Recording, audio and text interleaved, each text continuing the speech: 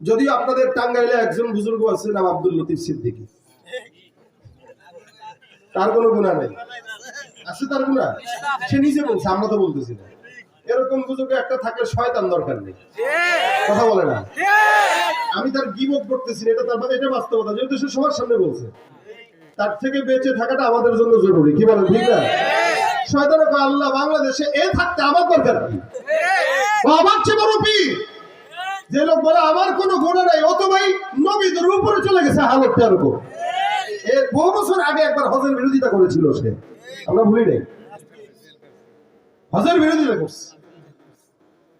এই দেখেন এই সমস্ত মানুষ এরা বুঝে না নিজেদের অন্যায়কে, এরা বুঝে না, কিন্তু আমাদের সামনে এরাই 70-80 রাকাত তাহাজ্জুদের গল্প শোনায় গেছে। কত বড় বুজুর্গ! আল্লাহ পাক বলেন আমিনান নাস মান ইয়াকুলু আমান্না বিল্লাহ ওয়া বিল ইয়াউমিল আখির ওয়া মা হুম বিমুমিনিন। মানুষের ভিতরে একদল থাকবে যারা বলবে আরে আমরা তো ঈমানদার, আমরা তো তাসবিহ টিপি, তাহাজ্জুদ পড়ি, ওই হজ করতে যাই, উমরা করতে যাই, আখিরাতকেও বিশ্বাস করি, আপনাদের সাথে আছে। আল্লাহ বলেন ওয়া মা হুম বিমুমিনিন। এগুলা মুমিন না, এগুলার উপরে মুমিনগিরি আর ভিতরে মুনাফিকি। যখন যেই দলে যায় তখন সেই দলের কাছে থাকে। এজন্য ভাইরা আমার, আল্লাহ পাক রব্বুল আলামিন বলেন জমিনের মানুষ যত অতীতে আল্লাহর বান্দারা তত জান্নাতের নিকটে। আজ থেকে 50 বছর আগে যেই লোকটা জন্মগ্রহণ করলো, আল্লাহ পাক রব্বুল আলামিন ডাক দিয়া বলেন আস-সাবিকুন আস-সাবিকুন উলাইকাল মুকাররাবুন ফি জান্নাতিন নাঈম সুল্লাতুম মিনাল আউওয়ালিন ওয়া কলিলুম মিনাল আখিরিন। জামানা যত অতীতে যায় মানুষ তত আল্লাহর জান্নাতের নিকটে যায়। আজ থেকে 50 বছর আগে যেই লোকটা জন্মগ্রহণ করলো, ওই ব্যক্তিটা আমার চাইতে আল্লাহর নবীর নিকটে, আল্লাহর জান্নাতের নিকটে। যেই ব্যক্তি গতকাল জন্মগ্রহণ করলো, আগামীকালের সন্তান থেকে গতকালের জন্মগ্রহণ করা সন্তান একদিন হলেও নবীর নিকটে, তার মানে আল্লাহর নিকটে, জান্নাতের নিকটে। আমাদের বাপ দাদারা যদিও আগে চলে গেছে, তারা এত ফিতনা পায় নাই। 2000 সালের ফিতনা 2025 সালের ফিতনা আসমান আর জমিন পার্থক্য।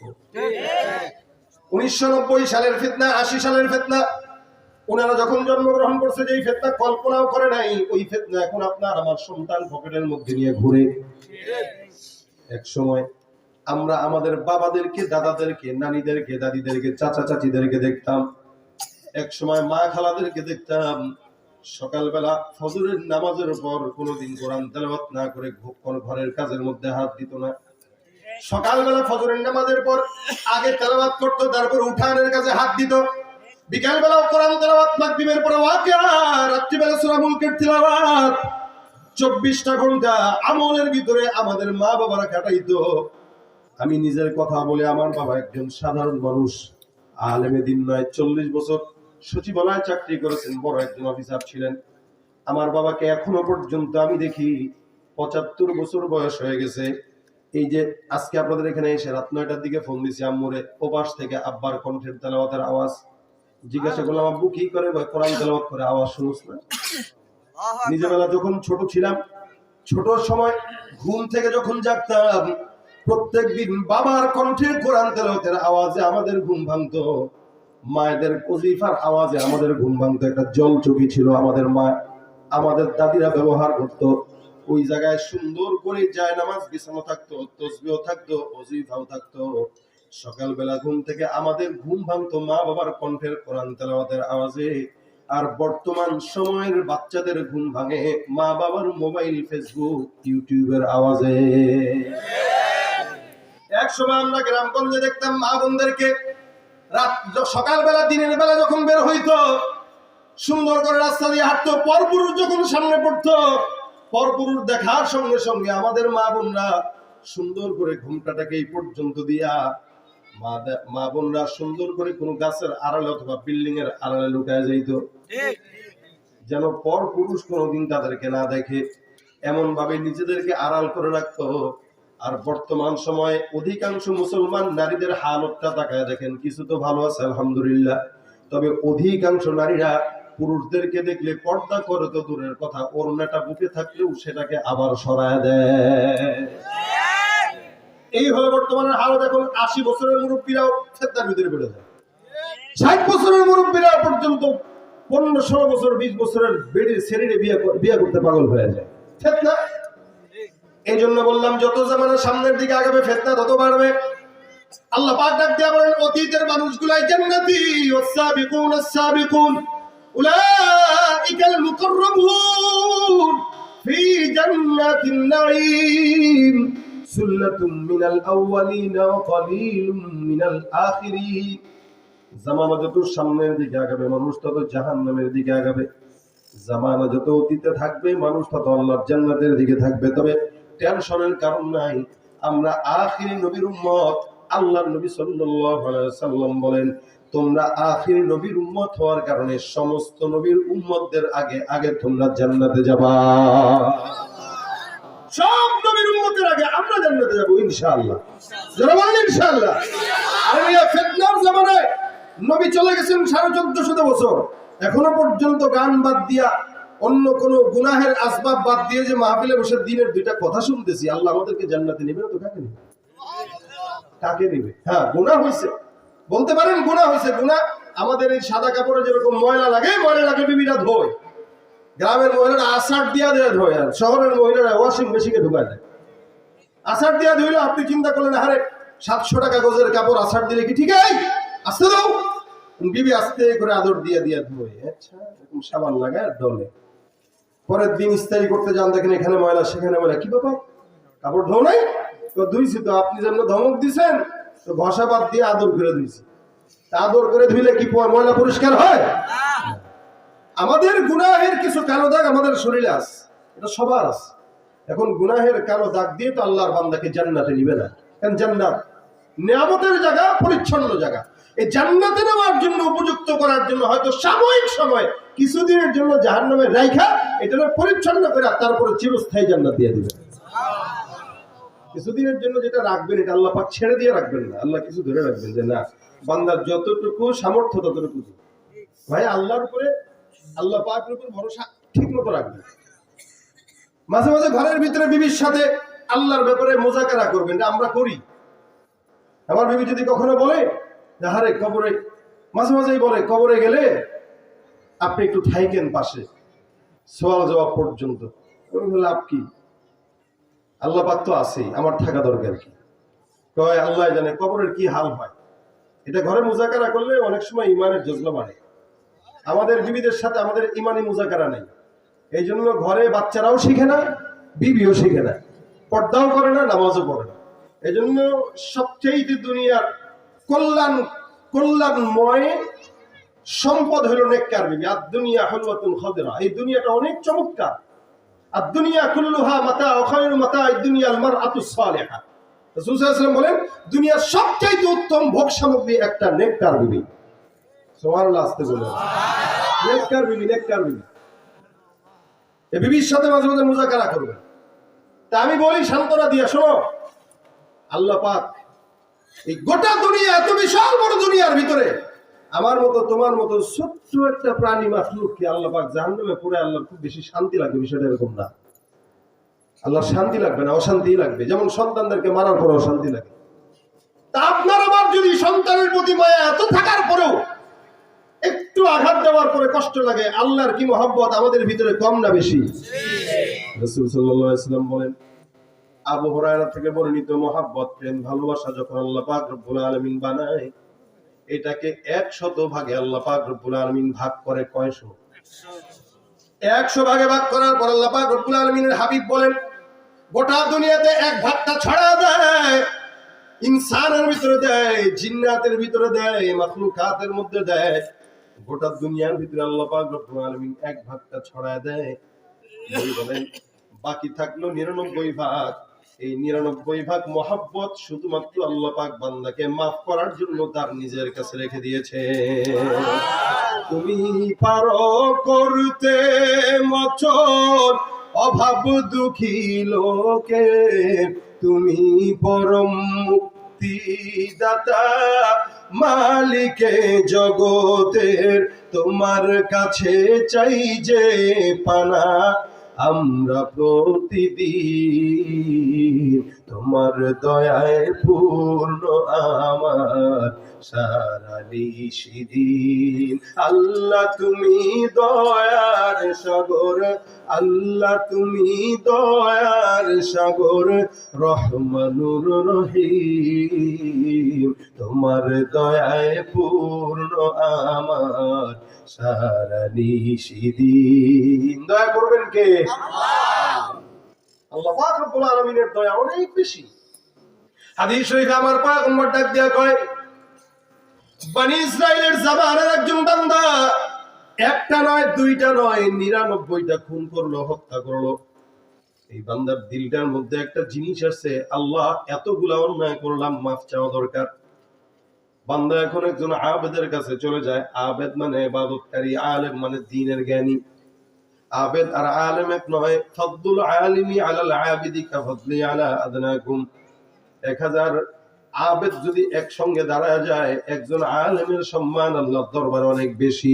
কারণ আবেদকে শয়তান ধোঁকা দিতে পারে, আলেমকে শয়তান সহজে ধোঁকা দিতে পারে না দ্বীনের ইলমের কারণে। এই আবেদের কাছে যায়, ডাক দেয়া বলে, ভাই আমার 99টা খুন করলাম, বলো দেখি আল্লাহ পাক রব্বুল আলামিন আমাকে ক্ষমা করবে কিনা। আবেদ ডাক দেয়া কয়, না না, 24টা ঘন্টা আমি আল্লাহর ইবাদত করি, নামাজ পড়ি, রোজা রাখি, তাহাজ্জুদ করি, জিকির আজকার করি, বেটা আমি তো নিজেই ক্ষমা পাবো কিনা গ্যারান্টি নেই। তুই বেটা 99টা খুন করার পর আসছস মাফ চাওয়ার জন্য, বেটা ভাগ। একটা ব্যাপার, মানে মানুষকে ছোট করে দেখার একটা যে ব্যাপারটা, যে আমি 24 ঘন্টা ইবাদত বন্দেগী করি, নামাজ পড়ি, রোজা রাখি, ইবাদত করি, জিকির করি, তেলাওয়াত করি, কত কিছু করার পরেও আমার মনে হয় যে আল্লাহ আমারে ক্ষমা করবে না। তুমি 99টা খুন করে আইছি মাফ চাওয়ার জন্য না? হাজির বেটা ভাগ। এই ভাগাই দিতেছে তারে। এই বেচারার মেজাজ গরম হয়ে গেছে। কয় কি রে, ভাবছি মাফ টাফ চাই আল্লাহর কাছ থেকে একটু পবিত্র হয়ে নেবো, এই কয় মাফি নাকি পাবো না, তাই ভালো হওয়া দরকার কি, আবার শুরু করি। শুরুটা করবো কারে দিয়া? তুই যেহেতু বলছস আমি মাফ পাবো না, তো তোরে দিয়াই শুরু করি। 99টা ছিল, এখন তোরে মাইরা 100টা পূরণ করবো। পকেটের ভিতরে চাকু ছিল, হুজুরের পেটের ভিতরে ঢুকাই দিছে, বাস খালাস। আগে ছিল 99টা, এখন হইলো 100টা। 100টা অন্যায় করার পর মাথার ভিতরে আসছে, আল্লাহ এতগুলো অন্যায় করলাম, মাফ চাওয়ার জন্য আসলাম, এখন আবার উল্টা গুনাহ করলাম। আল্লাহ আমি জানি না আমার ক্ষমা হবে কিনা মালিক। আল্লাহর দরবারে মাফ চাওয়ার জন্য বান্দা খুঁজতে খুঁজতে একজন আলেমের কাছে চলে যায়। আলেমকে ডাক দিয়া বলে, হুজুর 100টা খুন হয়ে গেছে, আল্লাহর দরবারে মাফ চাইতে চাই, আল্লাহ কি মাফ করবে কিনা? আলেম ডাক দিয়া বলে, টেনশনের কারণ নাই, তোমার খুনের গুনাহ যেখানে শেষ, আমার মাওলার দয়া মাত্র সেখান থেকেই শুরু। 99টা খুন করলা, 100টা খুন করলা, এটা দেখার বিষয় নয়।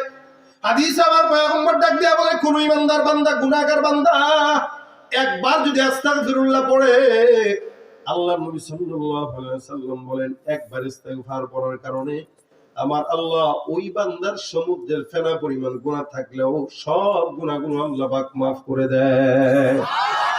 বলেন না আস্তাগফিরুল্লাহ। হাজার কোটি কোটি গুনাহ থাক, ইখলাসের সঙ্গে কেউ যদি বলে আস্তাগফিরুল্লাহ, আল্লাহর নবী ডাক দেয়া কয়, সমুদ্রের ফেনা পরিমাণ গুনাহ থাকলেও মাফ হয়ে যায়। কত দয়ালু আল্লাহ, একটা শব্দের মাধ্যমে বান্দার সমস্ত গুনাহ মাফ করার ঘোষণা দিয়ে দিয়েছেন। এই বান্দাটা 100টা খুন করার পর আলেমের কাছে যায়, আলেম ডাক দেয়া বলে, টেনশনের কারণ নেই, মাফ করে দিবেন আল্লাহ। তবে এমন একটা জায়গায় যাও, যে জায়গায় কিছু আল্লাহওয়ালা বান্দারা আছে, ওই বান্দাদের সোহবতে থাকবা, মাফ চাবা, আল্লাহ পাক মাফ করে দিবে। এখান থেকে ঢাকা পর্যন্ত মনে করো 100 কিলোমিটার রাস্তা। এই 100 কিলোমিটার যাওয়ার পর আল্লাহর কাছে মাফ চাইবা, তাদের সোহবতে থাকবা, আমার আল্লাহ পাক রব্বুল আলামিন মাফ করে দিবে। বান্দা বাসায় আসলো, গোসল করলো, আতর মাখলো, রওনা হয়ে গেল। এতদূর পর্যন্ত যাবে, উদ্দেশ্য তওবা। যেতে যেতে মাত্র 20 কিলোমিটার যায়, আল্লাহ পাক রব্বুল আলামিন আজরাইলকে ডাক দেয়া বলে, আজরাইল যা, আমার বান্দার হায়াত শেষ, বান্দার জানটা কবজ করে আমার কাছে নিয়ে আসো। দুনিয়ার যুবকরা মনে করে মনে হয় হায়াত অনেক দিন পাবো, এই কারণে মাফও চায় না, গুনাহ করতে থাকে। বয়স 50-60 বছর হয়, তখনও তওবা নসিব হয় না। এ মুসলমান সমাজের ভিতরে অসংখ্য পরিবারে বাবারা 80 বছর পর্যন্ত ঘরের ভিতরে জীবিত, বিছানায় কাতর, কিন্তু নিজের সন্তান 20 বছরের সন্তানটা হুন্ডা অ্যাক্সিডেন্ট করে রোডে মারা যায়, পড়ে থাকে। হায়াতের মানুষের আসার সিরিয়াল, যাবার কোনো সিরিয়াল নাই। এই বান্দাটা তওবার নিয়ত করলো, কিন্তু আর তওবা নসিব হয় নাই। মওত হয়ে গেল। আল্লাহর ফেরেশতারা দুই দল ভাগ হয়ে যায়। এক দলকে আল্লাহ এই বান্দাটা জান্নাত যাবে, আর এক দলকে না জাহান্নামে যাবে। কেন জাহান্নামে যাবে? বলে বান্দাটা এতগুলা অন্যায় করলো, খুন করলো, আল্লাহ পাক তাকে জাহান্নাম দিবে। আর জান্নাতের ফেরেশতারা কয় না না, যেহেতু তওবার নিয়ত করেছে, এই নিয়তের বরকতে আমার আল্লাহ তাকে মাফ করে দিবে। রাসূল করিম সাল্লাল্লাহু আলাইহি ওয়াসাল্লাম বলেন, কেউ যদি নেক কাজের নিয়ত করে কিন্তু করে নাই, নিয়ত করছেন করেন নাই, সুযোগ পান নাই, কাতাবাল্লাহু লাহু হাসানাতান কামিলা। কোন ইমানদার বান্দা নেক কাজের নিয়ত করলো, করতে পারে নাই, ওই বান্দাকে আল্লাহ পাক রব্বুল আলামিন এই নেক কাজের নিয়তের বরকতে গোটা আমলনামায় পরিপূর্ণ সওয়াব আল্লাহ পাক দান করে দেয়। সুবহানাল্লাহ। খালি নিয়ত করলেন।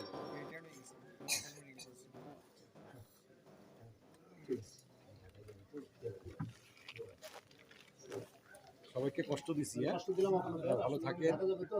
হ্যাঁ, আমাদের অতিথিরা বিদায় নিচ্ছে। আল্লাহ আমাদেরকে সুস্থতার হায়াত দিক, দোয়া দিবে। তাহলে নিয়ত করলেন, নিয়ত করেন ফজরের নামাজ পড়বো ইনশাআল্লাহ। ইনশাআল্লাহ নিয়ত করছেন, নিয়ত করছেন। এখন যদি কেউ পড়তে না পারে, পড়তে না পারার যে গুনাহ ওটা তো হবেই, কিন্তু নিয়ত যে করলেন, এই নিয়তের বরকতে আল্লাহ পাক সব আমলনামায় রেখে দিয়েছেন। এই জন্য নিয়ত, নেকের কাজের নিয়ত সব সময় করবেন, নেক কাজ থেকে পিছনে ছুটবেন না। নেক কাজের নিয়ত যে যত বেশি করবে আল্লাহ পাক তার তত বেশি সওয়াব দান করবে। এই বান্দা নিয়ত করছে, নিয়ত কি তাওবা করবে না, হায়াত আর নাই, হায়াত শেষ। এই জন্য যুবকরা যারা মনে করতেছেন 40 বছর 50 বছর হলে নিয়ত করব, সেই চিন্তা বাদ দেন। আজকে থেকে নিয়ত করেন যে গুনাহের জন্য আজকেই তাওবা করব। কি বলেন? গুনাহের জন্য আজকেই তাওবা করব, এটা নিয়ত। আল্লাহ পাক রব্বুল আলামিনের বান্দা নিয়ত করছে কিন্তু পারে নাই, তা মওত হয়ে গেল। এদিক দিয়ে বান্দা জান্নাতি হবে নাকি জাহান্নামী হবে, ফেরেশতাদের ভিতরে দ্বন্দ্ব। দুই দল ফেরেশতা দ্বন্দ্ব লেগে আল্লাহর কাছে বলে, আল্লাহ কি করব? আমার আল্লাহ পাক রব্বুল আলামিন সুন্দর করে একটা ফেরেশতা পাঠায় দিয়া বলে, যাও তুমি ওই দুইজন ফেরেশতার মাঝখানে সুন্দর একটা সমাধান দিয়ে আসো। এই বান্দা জান্নাতি হবে নাকি জাহান্নামী হবে, এই বান্দার জন্য সমাধান দিয়ে আসো। আল্লাহর ফেরেশতা দুইজনের কাছে একজন আসে, ডাক দেয়া কয়, ভাই কেন ঝগড়াঝাটি করো? কয় বান্দা জান্নাতি হবে নাকি জাহান্নামী হবে, এটা নিয়ে আমাদের মধ্যে দ্বন্দ্ব লাগছে। এবার ফেরেশতা ডাক দেয়া কয়, আমি একটা সমাধান দিয়া দেই। বান্দা যে তার বাসার থেকে তওবার রাস্তা পর্যন্ত রওনা হয়ে গেছে, তওবার রাস্তা পর্যন্ত যদি বেশি যায়, আল্লাহ পাক রব্বুল আলামিনের এই বান্দা জান্নাতি হবে, আর যদি কম যায় বান্দা জাহান্নামী হয়ে যাবে। আপনারা বলেন তো, 100 কিলোমিটার রাস্তার মধ্যে মাত্র 20 কিলোমিটার রাস্তা গেছে, কম গেছে না বেশি গেছে? কম। আল্লাহর ফেরেশতা রাস্তা মাপা শুরু করে দেয়। আমার আল্লাহ ডাক দেয়া কয়, জমিন, আমি আল্লাহ পাক রব্বুল আলামিন আদেশ করলাম, আমার বান্দাটা তওবার রাস্তা পর্যন্ত যদিও কম গেছে আমি জানি। ফেরেশতা মাপা শুরু করে দিয়েছে। জমিন তুমি একটা কাজ করো, আমি আল্লাহ পাক রব্বুল আলামিন আদেশ করলাম, এই জমিন তুমি, আমি আল্লাহ পাকের আদেশে বান্দার রাস্তাটা জান্নাত পর্যন্ত লম্বা হয়ে যাও। আল্লাহ পাক বান্দাকে জান্নাতে যাওয়ার জন্য জমিনকে আদেশ দিয়ে দিলেন, জমিন যেন লম্বা হয়ে যায়। জমিন দীর্ঘ লম্বা হয়ে গেল। ফেরেশতারা রাস্তা মাপে 1 হাত 2 হাত 3 হাত 4 হাত 5 হাত করে করে মাপতে মাপতে মাপতে মাপতে মাপতে মাপতে তাকায় দেখে আল্লাহর বান্দার জান্নাতের রাস্তাটা সোজাসুজি জান্নাতের গেট বরাবর চলে যায়। আমার আল্লাহ পাক ডাক দিয়া বলে, এ আসমানের ফেরেশতা, এই বান্দার রাস্তাটা কোন দিকে বেশি? আল্লাহর ফেরেশতারা কয়, আল্লাহ জান্নাতের দিকে বেশি। আমার মাওলা কয়, বান্দা তাওবা যদিও করে নাই, কিন্তু তওবার নিয়তের বরকতে বান্দার রাস্তা জান্নাত পর্যন্ত চলে গেছে। আর কোনো দেরি নয়, এই বান্দাকে সোজাসুজি আমি আল্লাহর জান্নাতে ঢুকায় দাও। বান্দেগানে খাসে আল্লাহুল গুয়ুব, বান্দেগানে খাসে আল্লাহুল গুয়ুব, দরজা জানে জওয়াসি সুলকুলু জমি সরসবু এ পিরাহন শনিদি চাদর চাহে কি নানস নদীদি। দয়া করেন কে? ভাইরা আমার, নবী করিম সাল্লাল্লাহু আলাইহি ওয়াসাল্লামের বর্ণিত হাদিস, বনি ইসরাইলের লোকের ঘটনা। সেই বনি ইসরায়েলের লোকের ঘটনা। আল্লাহ যদি বনি ইসরায়েলের একজন বান্দার সঙ্গে এমন আচরণ করে বান্দাকে মাফ করতে পারে, আপনি আমি আখেরি নবীর উম্মত, আখেরি জামানার উম্মত, আপনাকে আমাকে আমার মাওলা তো আরো আগে আগে আল্লাহ জান্নাত দিয়ে দিবে ইনশাআল্লাহ। তবে নিয়ত থাকতে হবে তাওবা। প্রতিনিয়ত আল্লাহর কাছে গুনাহ হয়ে গেছে, মাস আসতেছে গুনাহ মাফের মাস, রমজান করিম রহমত মাগফিরাত নাজাতের বার্তা দিয়ে আল্লাহ পাক বান্দার কাছে 1 বছর পরে পাঠায়, যাতে করে বান্দা পরিপূর্ণ ক্ষমা নিয়ে কবরে যেতে পারে। রাসূল সাল্লাল্লাহু আলাইহি ওয়াসাল্লাম বলেন, জিবরিল বদদুয়া করেছেন যে লোকটা রমজান পেল নিজের গুনাহ মাফ করাইতে পারলো না, আল্লাহর লানত ওই বান্দার উপরে। জিবরিল বদদুয়া করেছেন, নবী বলেছেন আমিন। বদদুয়াকারীও দামি, আমিন বললেওয়ালাও দামি। তার মানে দোয়া কবুল হবে। আমরা রমজান আসলে নিজেরা প্রথম 2-4 দিন একটু আমল আখলাক করলেও আস্তে আস্তে যত সময় যায় তত আমল নষ্ট হয়। এবং রমজানে রোজা রাখা অবস্থায় আমাদের সবচাইতে বড় যেই দুর্বলতা গুনাহের কারণ হয় সেটা হলো মোবাইল। এই রমজানে রোজা রাখা অবস্থায় মোবাইলের মাধ্যমে আমাদের গুনাহ বেড়ে যায় এবং রোজাও হালকা হয়ে যায়। বাস রোজা রাখতেছি তো মোবাইল টিপতেছি, দেখি না একটু ফেসবুকে কে কি লিখছে, ইউটিউবে কে কি করছে, টিকটকে কে কি করছে, ওই দেখতে যায় 5 মিনিটের জন্য ঢুইকা বাস 1 ঘন্টা 2 ঘন্টা মোবাইলের পিছনেই। ওই খাওয়া না খাওয়া থাকা আর রোজা না রাখা সমান। এই মোবাইলের মাধ্যমে এমন কোনো নোংরামি নাই, এমন কোনো উলঙ্গপনা বেহায়াপনা নাই যেটা আমরা দেখি না, সেটা রোজা রেখে অবস্থায় আমরা করি। তাহলে গুনাহ মাফ হবে কিভাবে? এই জন্য আল্লাহর কাছে বেশি বেশি চাওয়া। আল্লাহ, একটা বছর তো যেমনে সামনে চলে গেল, হায়াত থেকে একটা বছর যাচ্ছে, একটা দিন যাচ্ছে, জীবন থেকে একটা দিন ফুরায় যাচ্ছে, আমরা এটাকে মনে করি না। আমরা মনে করি না বড় হইতেছি, ভাব বাড়তেছি, এটা আমরা মনে করি। এই জন্য ভাইরা আমার, প্রত্যেকটা বান্দাকে আল্লাহ পাক 2টা আদেশ দিয়েছে, যারা গুনাহগার তাদের জন্য কাজ 2টা। 1 নম্বর ওয়া আনিস্তাগফিরু রাব্বাকুম, তোমরা তোমাদের রবের দরবারে ইস্তেগফার করো। 2 নম্বর সুম্মা তুবু ইলাইহি, 1 নম্বর ইস্তেগফার করবা, 2 নম্বর আল্লাহর দরবারে তওবা করবা। ইস্তেগফার মানে আস্তাগফিরুল্লাহ, এখন গুনাহ হয়ে গেল এখনই মাফ চাইলাম। তাওবা মানে এই গুনাহটা আর জিন্দেগিতে করব না, এর উপরে আল্লাহর কাছে ওয়াদাবদ্ধ হওয়া। এই জন্য ইস্তেগফার এক জিনিস, তাওবা আরেক জিনিস। ইস্তেগফার বলা হয় ইনস্ট্যান্ট গুনাহ থেকে মাফ চাওয়া, তওবা বলা হয় ফিউচারে কোনো গুনাহ করব না এই ব্যাপারে আল্লাহর সঙ্গে ওয়াদাবদ্ধ হওয়া।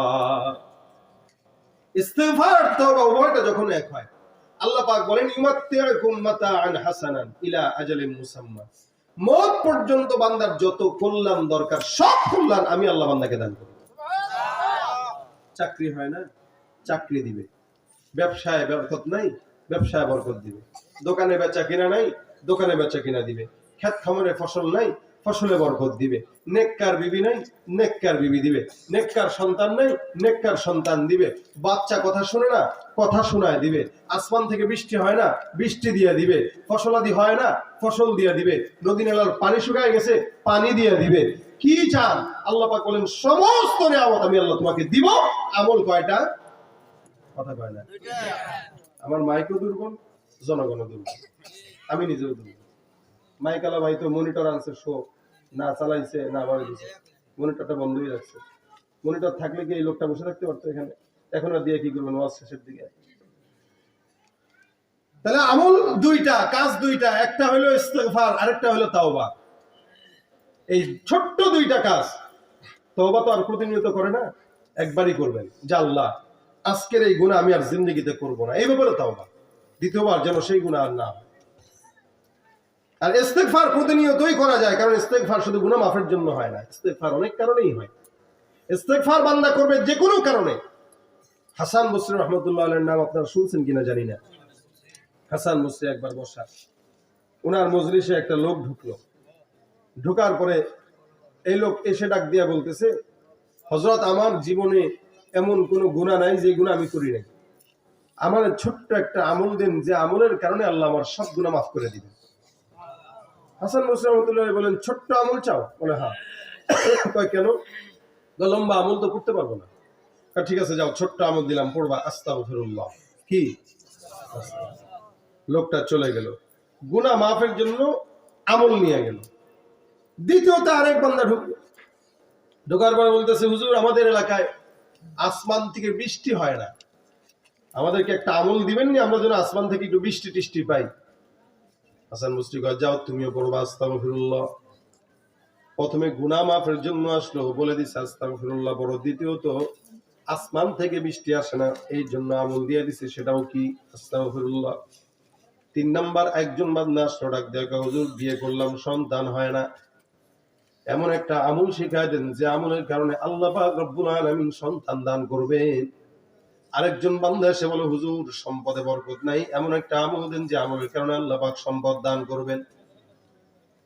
আরেকজন বান্দা এসে কয়, হুজুর ফসলে বরকত নাই, এমন একটা আমল দেন যে আমলের কারণে আল্লাহ পাক রব্বুল আলামিন ফসলের মধ্যে বরকত দান করবেন। আরেকজন আল্লাহর বান্দা এসে বলে, হুজুর আমাদের নদী নালায় পানি নাই, এমন একটা আমল দেন যে আমলের কারণে আল্লাহ পাক নদী নালায় পানি দান করে দিবেন। এক একজন বান্দা আসে, হাসান বসরি রহমাতুল্লাহ আলাইহি আমল একটাই দেয়, সেটা কি বলে আস্তাগফিরুল্লাহ। সবাইকে আমল একটা দিয়ে দেয়। পাশ থেকে খাদেম ডাক দিয়ে বলে, হুজুর বুঝলাম না সবাইকে আমল একটা দিলেন কেন? হাসান বসরি বলেন, এই আমলটা আমি একা নিজে দেই নাই, গোটা দুনিয়ার বান্দাকে আমার আল্লাহ কোরআনের মাধ্যমে আমলটা দান করেছেন। সুবহানাল্লাহ। আল্লাহ পাক ডাক দিয়া বলেন, فَقُلْتُ اسْتَغْفِرُوا رَبَّكُمْ إِنَّهُ كَانَ غَفَّارًا يُرْسِلِ السَّمَاءَ عَلَيْكُمْ مِدْرَارًا وَيُمْدِدْكُمْ بِأَمْوَالٍ وَبَنِينَ وَيَجْعَلْ لَكُمْ جَنَّاتٍ وَيَجْعَلْ لَكُمْ أَنْهَارًا। আল্লাহ পাক ডাক দিয়া বলেন, কোন বান্দা যদি গুনাহগার হয়, ওই বান্দা যদি ইস্তেগফার আদায় করে, আমি আল্লাহ বান্দার ইস্তেগফারের মাধ্যমে সব গুনাহ মাফ করে দিব।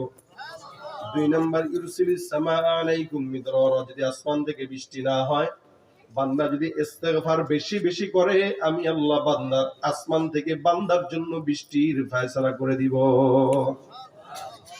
3 নাম্বার, ইনদিরুকুম বিআমওয়াল, সম্পদ নাই, আর যদি বান্দা দোয়া করে ইস্তেগফার করে, আমি আল্লাহ পাক রব্বুল আলামিন ওই বান্দার জন্য সম্পদের ব্যবস্থা করে দিব। 4 নম্বরে, যদি সন্তান না থাকে, আমাদের দেশে কিছু ভাইরা আছে, সন্তান না হলে সোজা খাজার দরবারে মাজারে যায়, মাজারে যায় বাবারে আব্বারে কেটে সেজদা দিয়া তারপরে সন্তান চায়। মনে রাখবেন, মাজারের পীর বাবা, ওই ল্যাংটা বাবা, পীর বাবা কোনদিন দুনিয়ার কোন মানুষের সন্তান দেওয়ার মালিক না, সন্তান দেন কে?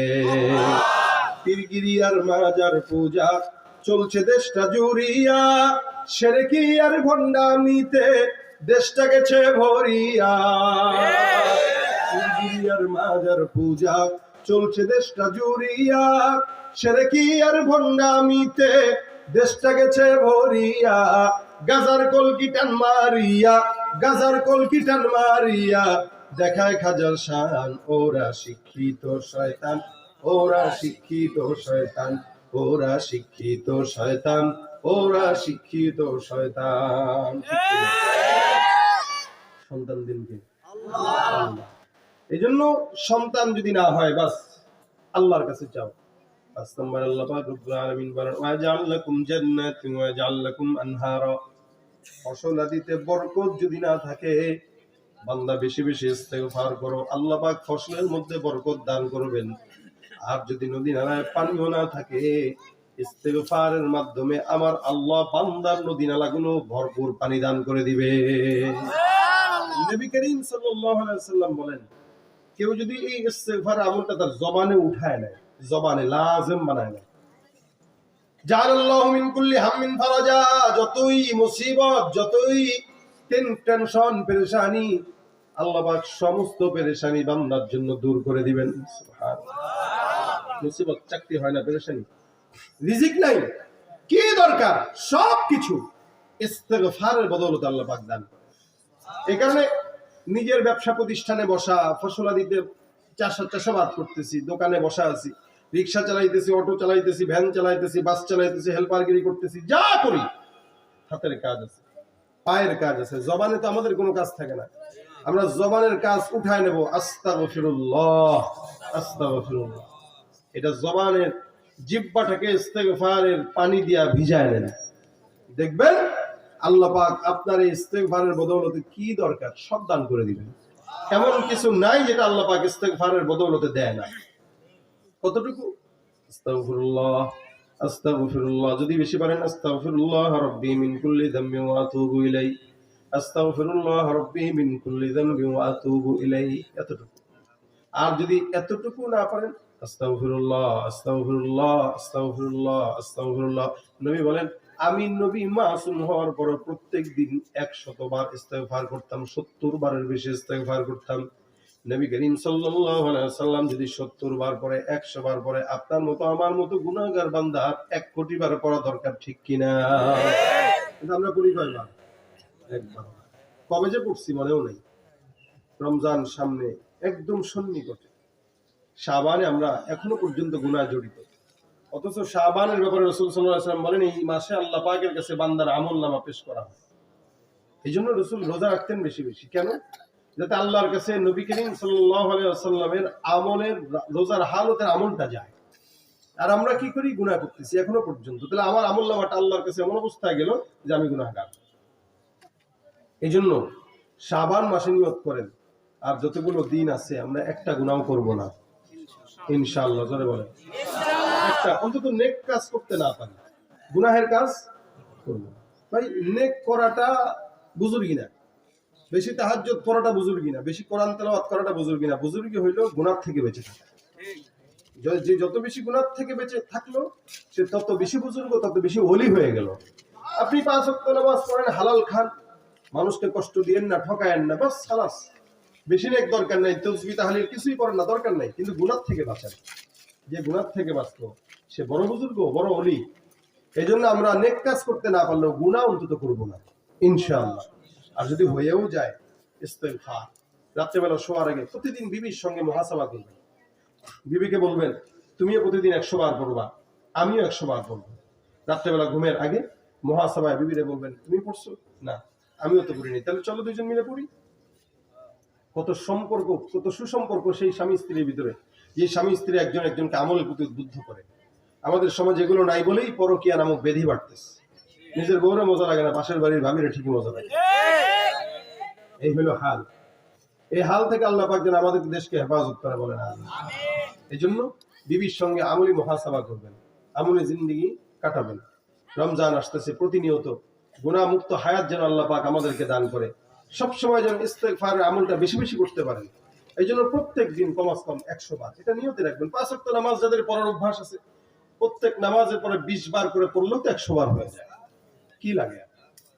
এবং আসানের সাথে হয়, কোনো কষ্ট হয় না। যারা নামাজ পড়ে তারা বুঝবে এটা।